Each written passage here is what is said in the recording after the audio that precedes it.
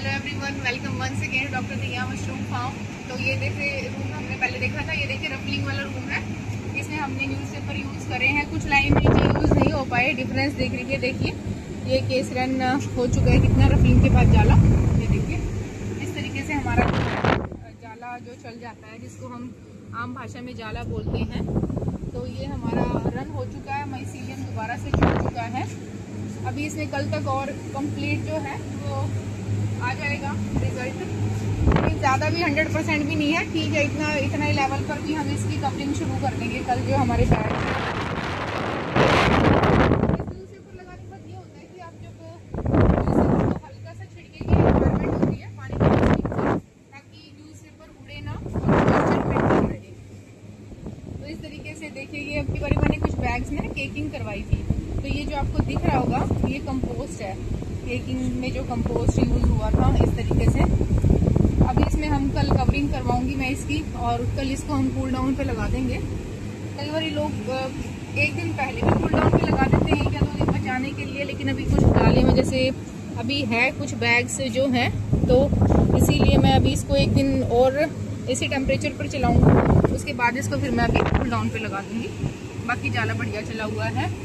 और देखो रफलिंग के बाद जो हमारी स्टेज रहती है, कवरिंग वाली जो स्टेज रहती है, तो कवरिंग हम रफलिंग के 4 या 5 डेज बाद करते हैं। 4-5 डेज बाद हम कवरिंग करते हैं। ऐसा जरूरी नहीं कि 4th डे ही करनी है, 5th डे ही करनी है। यूजुअली 4 और 5th डे होता है। उसमें क्या होता है कि हमारा जो माइसीलियम है, जो रफलिंग के वक्त हमने रफल किया था पूरे के पूरे केस को, पूरे के पूरे केसिंग को हमने रफल किया था, अपने केसिंग सॉइल को, वो दोबारा से जो है रिकवर हो जाता है। यानी कि दोबारा से माइसीलियम एक दूसरे के साथ धागे जुड़ के क्या होना शुरू हो जाता है, वो पूरा का पूरा माइसीलियम रेडी हो जाता है। पतले पतले बारीक बारीक धागे होते हैं, जो कि आपको दिख रहा होगा। जो ये सफेदी है, ये सारा का सारा माइसीलियम है। तो अब ये माइसीलियम जुड़ गया है। अब हम इसमें क्या करेंगे, इसको कवर कर देंगे। कवरिंग इन दी सेंस की इसमें हम क्या यूज कर देंगे, हल्की हल्की केसिंग का छिड़का करेंगे।